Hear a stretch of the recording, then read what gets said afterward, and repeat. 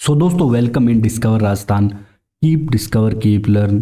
दोस्तों, जैसा कि अपने जनरल साइंस के चल रहे हैं, वैसे ही प्रैक्टिस सेट हमने अभी कंप्यूटर के आज से स्टार्ट की है। और कंप्यूटर की दोस्तों जो कंप्लीट क्लास है ना, वो भी हमने सिलेबस डाल रखा है। इसके अलावा जो प्रीवियस ईयर सिर्फ स्पेशल जूनियर कंटेंट के प्रीवियस ईयर है ना, वो हमने पहले ही डाल रखे हैं कंप्यूटर के पूरे। जो आपके पिछले 3-4 सालों में या जितने भी 3-4 जूनियर काउंटेंट के पेपर हुए थे, उनको पूरा डिटेल से बता रखा है। दोस्तों, आपको क्या करना है, चैनल को सब्सक्राइब करना है। इसके अलावा आपको प्लेलिस्ट में देखना है, सारे सब्जेक्ट आपको करवाएं, राजस्थान जीके भी सबके यहाँ पे प्रैक्टिस सेट हम लेके आएंगे। और आपका पार्ट बी भी पूरा करवाया जाएगा प्रैक्टिस सेट की सहायता से। इसके अलावा वैसे भी थ्योरेटिकल भी करवाएंगे अपने अच्छे से।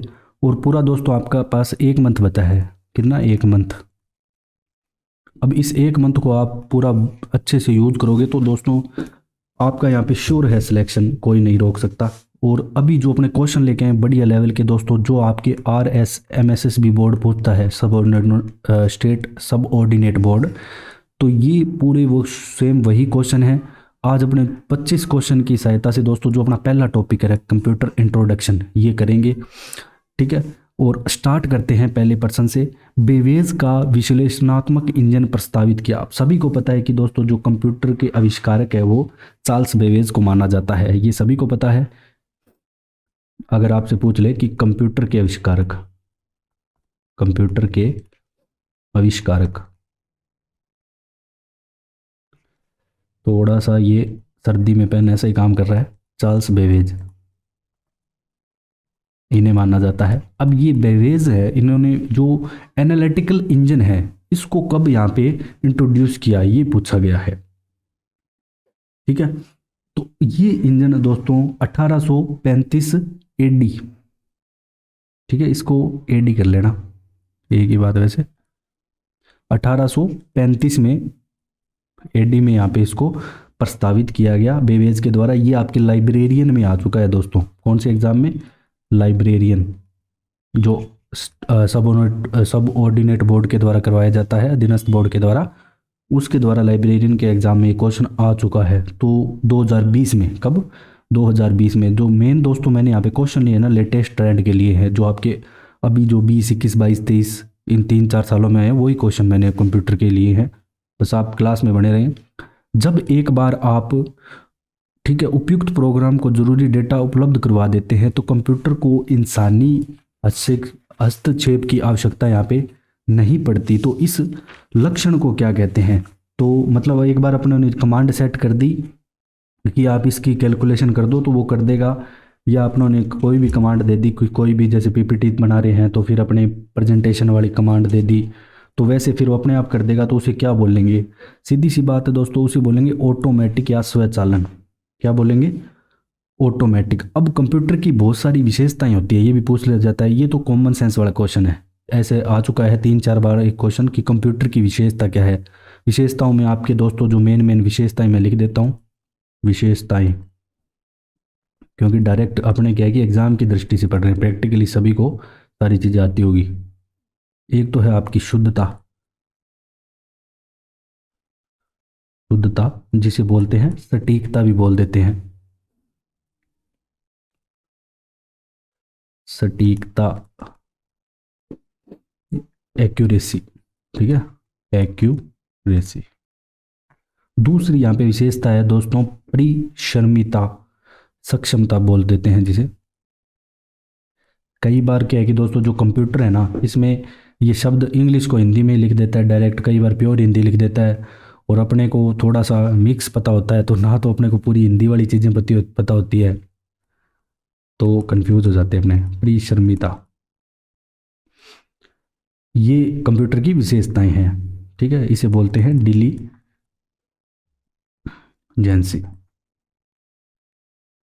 ये क्या होता है कि कंप्यूटर कार्य करते करते कभी भी थकता नहीं है, तो ये सह सक्षमता इसे बोलते हैं। फिर बात करते हैं स्वचालन, ये सभी को पता होगा, ऑटोमेटिक। फिर व्यापक या बहुमुखी उपयोगिता, तो इससे अपने बहुत सारे मल्टीपल वर्क्स कर सकते हैं, एक्सेल वाला, वर्ड वाला, पावर पॉइंट वाला। इसके अलावा बहुत सारा internet, web browsing, app developing, बहुत काम होता है। स्मरण शक्ति, याद रखने वाली। इसके अलावा गति, इसकी स्पीड के लिए तो ये फेमस है ही है। इसके अलावा स्थायी और विशाल भंडारण, गोपनीयता हो गई, गोपनीयता हो गई, स्टोरेज हो गई, ये सारी दोस्तों इसकी क्या है, विशेषताएं हैं। अब अपने चलते हैं दोस्तों क्वेश्चन नंबर 3 पे। आगे दोस्तों आपको बहुत अच्छे अच्छे क्वेश्चन मिलेंगे, आप लास्ट तक जरूर बने रहना। और एक चीज़ और बता दूं दोस्तों, लास्ट में अपना स्कोर जरूर मेंशन करें कि आपका 25 में से क्या स्कोर रहा, कहाँ आपको इंप्रूवमेंट की जरूरत है। मैं आपको बताऊंगा, कोई टॉपिक नहीं समझ आ रहा तो मेरे को कमेंट करो, अच्छे से आपको समझाया जाएगा। कंप्यूटर के मुख्य कार्य क्या है, प्रदत्त संकलन, प्रदत्त संचयन, प्रदत्त प्रोसेसिंग, उपयुक्त सभी। तो सारे यहाँ पे दोस्तों ये कंप्यूटर के मुख्य कार्य है, ठीक है, क्योंकि ये डेटा का कलेक्शन करता है। संकलन मतलब कलेक्शन, डेटा कलेक्शन करता है। इसके अलावा जो संचयन क्या होता है, स्टोरेज, डेटा का यहाँ पे स्टोर करता है। प्रोसेसिंग, ठीक है, डेटा प्रोसेस करता है। इसके अलावा आउटपुट भी देता है आपको, फिर आपको लास्ट में आउटपुट मिल जाता है आपकी स्क्रीन पे या कोई भी फॉर्म में आपको आउटपुट प्राप्त हो जाता है। अब अपने बात कर लेते हैं कंप्यूटर की प्रथम 5 पीढ़ियों के संदर्भ में कौन सी श्रृंखला सही है। मोस्ट इंपॉर्टेंट क्वेश्चन दोस्तों, आपके ये वीडियो के एग्जाम में आया था, ग्राम विकास अधिकारी के एग्जाम में, बहुत इंपॉर्टेंट क्वेश्चन है। सारी पीढ़ी अपने को समझाएंगे और 500 पीढ़ी है ना, एक पीढ़ी से क्वेश्चन पक्का आएगा, अच्छे से पढ़ के जाना। इसका तो मैं आपको बता दूं, अब ये कंप्यूटर पीढ़ी ऐसे नहीं लिखा इसने, अब वो पीढ़ी को बहुत सारे इस क्वेश्चन को ना बहुत चेंज करके पूछ सकता है। कैसे, सन भी दे देगा कि यहाँ से यहाँ तक बताओ कौन सी पीढ़ी है, या कंप्यूटर के नाम दे देगा, यहाँ पे चिप के नाम दे देगा। अब यहाँ पे मिक्सअप कर रखा है इसने, ठीक है, जो इनियक है, ट्रांजिस्टर है, CDC 6000 है, VLSI और परम, ये यहाँ पे करेक्ट आंसर है। अब मैं आपको ये पूरा समझाऊंगा आगे टेबल में, कि जब आपको सारी चीज़ें समझ आएगी कि क्या क्या क्वेश्चन बन सकते हैं, और सारे क्वेश्चन मैं आपको बताऊंगा कि यहाँ पे क्या क्या बन सकते हैं, कौन सा नहीं बन सकता। अब सबसे पहले अपने चलते हैं, देखो 1 सेकेंड, हाँ इस पे चलते हैं सबसे पहले, फिर क्वेश्चन करेंगे। देखो इसमें आप देख सकते हो, अब फर्स्ट जनरेशन का जो टाइम पीरियड है यहाँ पे क्या है, 1942 से 55 या 56, कुछ भी हो सकता है। दो कई जगह आपको 55 मिल जाएगा और कई जगह आपको 56 मिल जाएगा, तो 55 56 दोनों याद रखना। फर्स्ट चीज़ ये याद रखनी है, पहले तो सबका टाइम पीरियड याद रखना है। एक क्वेश्चन तो जनरेशन में से आ सकता है कि इसका टाइम पीरियड बताओ, तो 1900 फिर 56 से 65 तक इसका हो गया, इसका हो गया। फिर 1966 से, वैसे तो 65 से 75 हो गया, बाकी यहाँ पे 65 खत्म हुआ तो ये 66 ले सकते हो आप। 1966 से जो आपका 75 है वो हो गया आपका थर्ड जनरेशन का। फिर फोर्थ जनरेशन का दोस्तों 1976 से आपका हो गया 1989 तक, 88 89। और फिफ्थ आपका 1990 है, वैसे 88 भी मानते हैं, 1990 से प्रेजेंट भी मानते हैं, तो दोनों थोड़ा सा याद रखना। फिर इसके बाद जो डिवाइस, क्या क्या चीज़ें इसमें यूज की गई, हार्डवेयर की बात करें तो डिवाइस, हार्डवेयर फीचर सबसे पहले देखो। हार्डवेयर में अब आपको ये याद रखना है कि जो वैक्यूम ट्यूब और पंच कार्ड किस में यूज हुए, प्रथम पीढ़ी में, तो वैक्यूम ट्यूब और पंच कार्ड प्रथम पीढ़ी। अब दूसरी पीढ़ी में आओगे तो आपके पास क्या आ जाएंगे, ट्रांजिस्टर और मैग्नेटिक टेप्स आ जाएंगी। क्या आ जाएंगी, ट्रांजिस्टर और मैग्नेटिक टेप, अच्छे से ध्यान रखना। थर्ड पीढ़ी में आओगे तो आपके पास आईसी और लार्ज कैपेसिटी के मैग्नेटिक टेप आ जाएगी, आईसी आ जाएगी। पहले वैक्यूम ट्यूब, ट्रांजिस्टर और आईसी, ये क्रम तो जरूर याद रखना। सबसे पहले वैक्यूम ट्यूब, ट्रांजिस्टर और आईसी। फिर आपके VLSI टेक्नोलॉजी आ गई। फिर VLSI को फिफ्थ पीढ़ी में क्या ULSI कर दिया गया, तो VLSI फिर ULSI। इसके अलावा सेमीकंडक्टर का प्रयोग यहाँ पे, ठीक है, फ्लॉपी आने लग गई और भी सारी चीज़ें। फिर कैरेक्टरिस्टिक की बात करें तो ये पोर्ट मशीन लैंग्वेज, सिर्फ मशीन लैंग्वेज सपोर्ट करती थी प्रथम पीढ़ी, बहुत महंगी थी, हीट जनरेशन ज़्यादा होती थी, साइज बड़ा था, इलेक्ट्रिसिटी ज़्यादा खाती थी। ये सारे इसके प्रमुख कैरेक्टरिस्टिक हैं। बैच ऑपरेशन सिस्टम चालू हो गया द्वितीय पीढ़ी में, थोड़ा सा फास्ट हो गया, स्मॉलर एंड रिलायबल, थोड़ा सा छोटा हो गया साइज, कॉस्टली था और पहली जनरेशन से ठीक था। फिर यहाँ पे टाइम शेयरिंग फास्ट होता गया थर्ड जनरेशन में, ठीक है। फिर आप फोर्थ में जाओगे तो आपके जो ग्राफिकल यूजर इंटरफेस वगैरह ये सिस्टम आ गया और स्मॉल हो गया। और अभी वर्तमान में आप देख ही रहे हो, आप लैपटॉप वगैरह यूज कर रहे हो, बिल्कुल कॉम्पैक्ट है। अब इसके जो नेम है ना ये जरूर याद रखना। तो इनियक, इडीवैक, टीबीएम 701 तीनों फर्स्ट जनरेशन से है। डायरेक्ट आपसे एग्जाम में दोस्तों डायरेक्ट ये भी कर सकता है कि इडीवैक कौन सी जनरेशन का है सिस्टम, या टीबीएम 701 कौन सी जनरेशन का है, दोनों याद रखना। हनीवेल 400, सीडीसी 16, आईबीएम 7030 ये सेकेंड जनरेशन से है। आईबीएम 360, 370 और सीडीसी 6000, 6600 ये भी आपके क्वेश्चन आ चुका है, ये आपके थर्ड जनरेशन से है। इसके अलावा एप्पल 2 वैक्स और क्रे 12, तो ये क्रे 12 वाला जरूर याद रखना, ये फोर्थ जनरेशन से है। अब आईबीएम पेंटियम परम, ये भारत का पहला सुपर कंप्यूटर है, परम है। तो ये सिस्टम के नेम आप दोस्तों जरूर याद रखना अच्छे से। ये मतलब जो टेबल है अच्छे से आपको इसको स्क्रीनशॉट ले लेना। अब अपने चलते हैं पांचवें क्वेश्चन पे कि निम्न में से कौन सा प्रथम पीढ़ी का कंप्यूटर नहीं है। अभी हमने पढ़ा है दोस्तों प्रथम पीढ़ी के जितने भी कंप्यूटर है अभी हमने पढ़े हैं कि इनियक है, इसके अलावा कौन सा है, ईडीवैक है। इसके अलावा अगर अपन बात करें दोस्तों तो आपका आईबीएम 650 है, आईबीएम 701 है। दोस्तों बिल्कुल बढ़िया यूनिक क्वेश्चन आपको यहाँ पे मिलेंगे हमारे चैनल पे। यूनिवैक फर्स्ट है, तो ये सारे यहाँ पे है। तो आईबीएम 701 भी है, यूनिवैक फर्स्ट भी है, तो ये पीडीपी 11 नहीं है, तो ये यहाँ पे करेक्ट आंसर हो जाएगा। कंप्यूटर नहीं है प्रथम पीढ़ी का, ये पूछा गया है आपसे। अब अपने द्वितीय पीढ़ी के कंप्यूटर कब विकसित किए गए थे, देखो डायरेक्ट पूछ लिया आपसे कब विकसित किए गए थे, तो 1956 से 65 तक। और इसमें मेन जो उपयोग किसका किया जाता था, हार्डवेयर अगर आपसे पूछ ले तो, हार्डवेयर अगर आपसे पूछ ले तो ट्रांजिस्टर का यहाँ पे प्रयोग किया जाता था। और जो प्राइमरी इंटरनल स्टोरेज के रूप में मैग्नेटिक कोर का उपयोग, जो प्राइमरी स्टोरेज है, प्राइमरी स्टोरेज, इसके रूप में दोस्तों मैग्नेटिक टेप, किसकी बात कर रहे हैं, अपने द्वितीय पीढ़ी की खाली बात कर रहे हैं। और उच्च स्तरीय भाषा कोबोल और फोर्ट्रॉन, लैंग्वेज कौन सी यूज होती थी, ये भी पूछ सकता है आपसे, लैंग्वेज आपसे पूछ सकता है दोस्तों। कोबोल,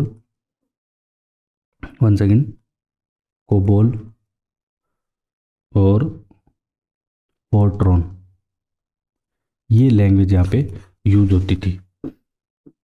इसी प्रकार से दोस्तों जो बाकी सारे सिस्टम है उनमें भी ये अलग अलग पूरा पढ़ के जाना। प्रथम, द्वितीय, तृतीय पीढ़ी का किस पीढ़ी में ट्रांजिस्टर का प्रयोग में लाया गया, तो अभी हमने पढ़ा है दोस्तों, बार बार पढ़ रहे हैं, जो आपकी द्वितीय पीढ़ी है सेकंड, इसमें यहाँ पे ट्रांजिस्टर का प्रयोग किया गया है दूसरी पीढ़ी में। ठीक है, इसको अच्छे से आपको ध्यान रखना है। अब जो अपना दोस्तों जो ट्रांजिस्टर है ये किसका बना होता था, ये बना होता था मेन सिलिकॉन और जर्मेनियम से। इन्हें क्या है, ये दोनों क्या है यहाँ पे दोस्तों, अर्धचालक है। क्या है ये, अर्धचालक। अब अपने चलते हैं नेक्स्ट, वाणिज्यिक प्रयोग के लिए यहाँ पे उपलब्ध कराया गया पहला कंप्यूटर। अब जो आपका जो कमर्शियली है, वाणिज्यिक प्रयोग के लिए कौन सा कंप्यूटर उपलब्ध करवाया गया, तो ये आता है दोस्तों आपका यूनिवैक फर्स्ट। ठीक है, हिंदी में ऐसे लिखा हुआ था आपके एग्जाम में, यूनिवैक फर्स्ट, ये आएगा आपके। ये यहाँ पे वाणिज्यिक तौर पर उपलब्ध करवाया गया, मतलब यूनिवैक मतलब यूनिवर्सल ऑटोमेटिक कंप्यूटर। इसका फुल फॉर्म क्या है अगर पूछ ले तो, यूनिवर्सल ऑटोमेटिक कंप्यूटर, ये इसकी यहाँ पे फुल फॉर्म आ जाएगी।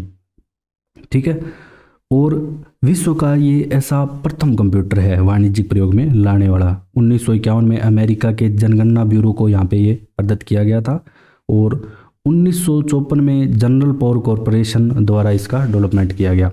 अब अपने चलते हैं नेक्स्ट दोस्तों क्वेश्चन नंबर 9 पे। कंप्यूटर की पांचवी पीढ़ी VLSI तकनीक को किस तकनीक में परिवर्तित किया गया। पांचवी पीढ़ी में ये पूछा गया, मतलब चौथी में VLSI थी, हमने पढ़ा था दोस्तों अच्छे से कि जो VLSI तकनीक है और माइक्रो प्रोसेसर है वो मेन आपके कौन सी पीढ़ी में थे, चौथी में थे।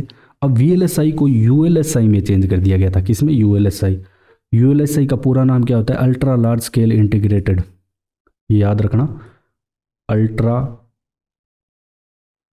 Large scale integrated. दोस्तों बहुत बढ़िया लेवल के दोस्तों आपके लिए क्वेश्चन लेके आए हैं, बस आपका रिस्पॉन्स यहाँ पे बढ़िया आना चाहिए। और VLSI वह प्रक्रिया है जिसके द्वारा हजारों सर्किटों को एक चिप में जोड़ा जाता है, जो VLSI की बात करें। और इसमें फिर और ज़्यादा ULSI में यहाँ पे इनकी संख्या बढ़ा दी गई। अब जो VLSI अगर आपसे पूछ ले डिवाइस कौन सा है VLSI, तो वो आ जाएगा आपके माइक्रो प्रोसेसर। ये आपका एक VLSI डिवाइस है।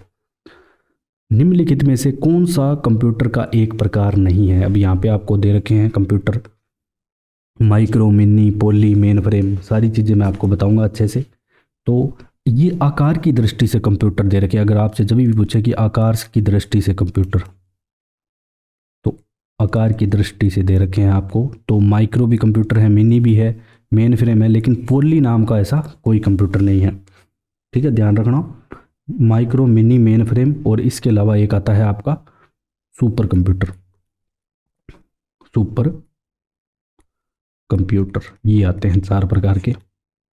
अगर अब आपसे पूछ ले दोस्तों, जो माइक्रो कंप्यूटर होता है इसे पर्सनल कंप्यूटर भी बोलते हैं। जो माइक्रो होगा आपका, इसे बोलेंगे पर्सनल। इसमें आपके दोस्तों मेन डेस्कटॉप, लैपटॉप ये आ जाएंगे। डेस्कटॉप, 1 सेकेंड, डेस्कटॉप हो गया दोस्तों, एक लैपटॉप हो गया, डेस्कटॉप जिसे अपने PC भी बोलते हैं, लैपटॉप हो गया। ये सारे आपके इसमें आ जाएंगे माइक्रो में। Notebook, tablet, notebook. और एग्जाम्पल अगर पूछ ले माइक्रो कंप्यूटर के, तो दोस्तों iMac, IBM, PS2, Apple Mac, ये सारे। मिनी कंप्यूटर की बात करें तो दोस्तों इसके एग्जांपल है HP 9000, RICS 6000 मिनी की। एक तो HP 9000 और RICS 6000। तो ये ध्यान रखना दोनों एग्जांपल भी। और मेन फ्रेम कंप्यूटर के एग्जांपल की बात करें तो CDC साइबर, जो ये है मेन फ्रेम, यहाँ पे लिख देता हूँ CDC साइबर। और IBM 4381, ICL 39, IBM 4300, वैक्स 8842। ये सारे आपके मेन फ्रेम कंप्यूटर है। सुपर कंप्यूटर के तो परम हो गया, परम 10,000 हो गया, क्रे 1 और 2 हो गया। ये सारे सुपर कंप्यूटर के एग्जाम्पल हो जाएंगे, जैसे परम हो गया अपना। अब अपने चलते हैं नेक्स्ट क्वेश्चन नंबर 1 सेकेंड 11 रह गया। भारतीय नागरिकों को बैंकिंग सेवाएं प्रदान करने के लिए किस प्रकार के कंप्यूटर का उपयोग किया जाता है? तो अभी दोस्तों हमने पढ़ा है कि मिनी कंप्यूटर का मेन फ्रेम कंप्यूटर का यूज़ करेंगे।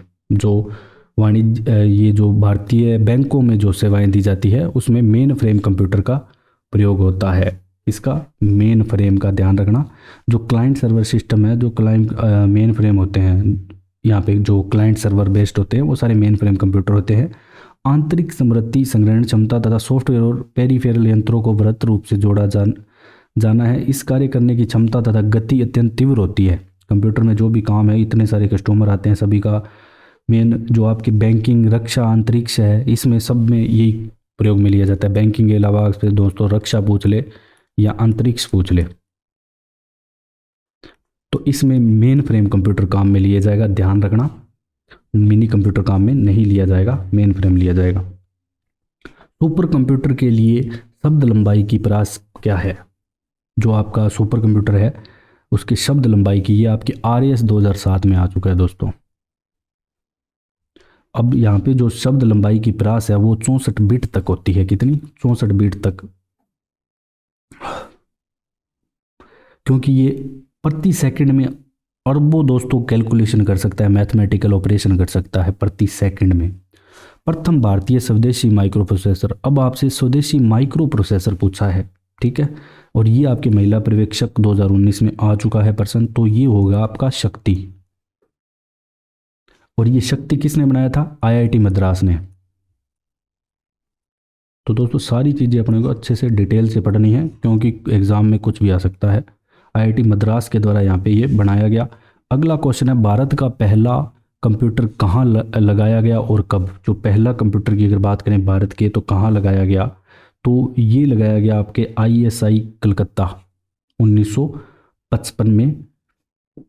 और भारत का पहला इलेक्ट्रॉनिक कंप्यूटर था ये HEC-2M।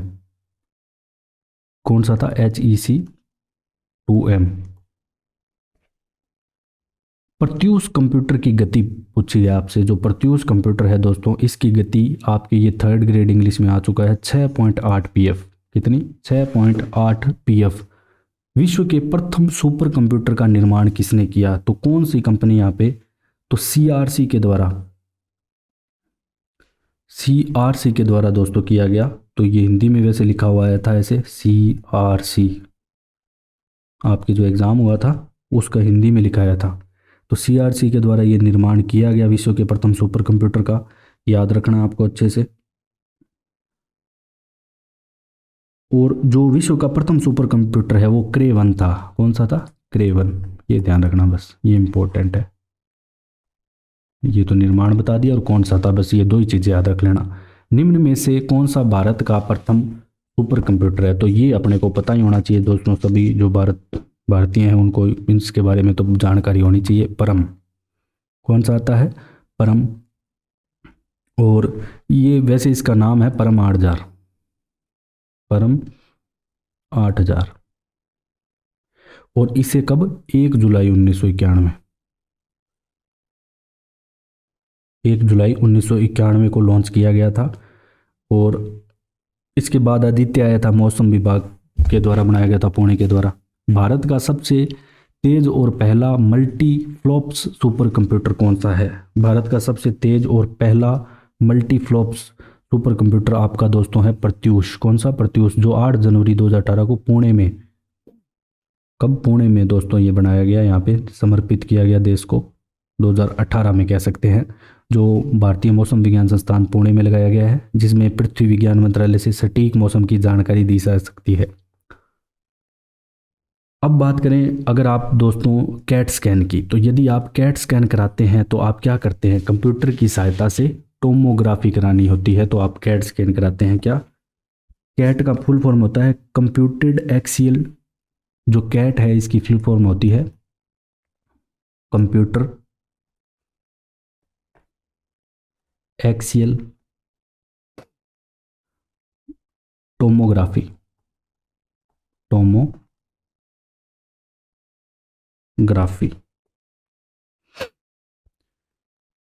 तो इसकी दोस्तों ये सॉरी, ये आंसर नहीं है। एक्सरे व कंप्यूटर प्रौद्योगिकी का प्रयोग करते हैं, प्रयोग करते हैं। 4th ऑप्शन दोस्तों इसका करेक्ट होगा, ठीक है। गलती के लिए माफ़ी चाहता हूँ। तो कैट का एक्सरे व कंप्यूटर प्रौद्योगिकी का प्रयोग करते हैं, तो ये ध्यान रखना। एक्सरे और कंप्यूटर प्रौद्योगिकी का प्रयोग शरीर के अंदर की संरचना का 3D चित्र, किसके लिए? 3D चित्र लेते हैं तो उसके लिए किया जाता है। ये थोड़ा सा इससे रिलेट हो रहा था, 3rd मत करके है ना, 4th ऑप्शन यहाँ पे करेक्ट होगा। और इसका विकास दोस्तों यहाँ पे ग्राफे हांसफील्ड ने किया था। अब इस जो तकनीक है इसका विकास किसने किया था? ग्राफे हांसफील्ड 1972 में। अगला क्वेश्चन है कि आपका मोलिकुलर स्केल कंप्यूटर को क्या नाम दिया गया है? जो मोलिकुलर स्केल कंप्यूटर है उसको यहाँ पे क्या नाम दिया गया है? तो नैनो कंप्यूटर, उसको नाम दिया गया है नैनो कंप्यूटर। नेक्स्ट क्वेश्चन है दोस्तों, कौन सी American computer company big blue कहलाती है? तो सभी को पता होगा IBM, जो IBM है ये कहलाती है बिग ब्लू। वैसे IBM की फुल फॉर्म पूछ ले तो international business machine, international business machine, international business machine.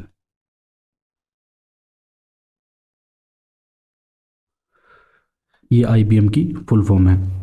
और इसका जो मेन आधिकारिक रंग है वो नीला होने के कारण इसे बिग ब्लू बोलते हैं। ये क्वेश्चन आपके आ चुका है एग्जाम में, ध्यान रखना। और ये क्वेश्चन आपके सीईटी में आया था जो अधीनस्थ बोर्ड के द्वारा कराया गया। प्राथमिक तौर पर एकल बस संरचना कहाँ मिलेगी आपको दोस्तों? जो एकल बस संरचना है प्राथमिक तौर पर ये मिलेगी मिनी और माइक्रो कंप्यूटर में। इसमें मिनी और माइक्रो दोनों में।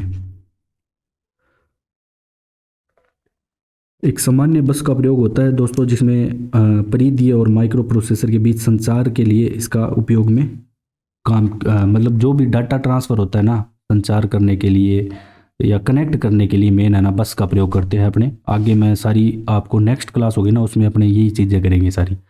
अब ये जो आपका टेलीफोन है ये टेलीफोन नहीं है, टेलीफोन है। Telephone relay, light bulb, battery, इनका उपयोग विश्व का प्रथम इलेक्ट्रिकल कैलकुलेटर किसने बनाया?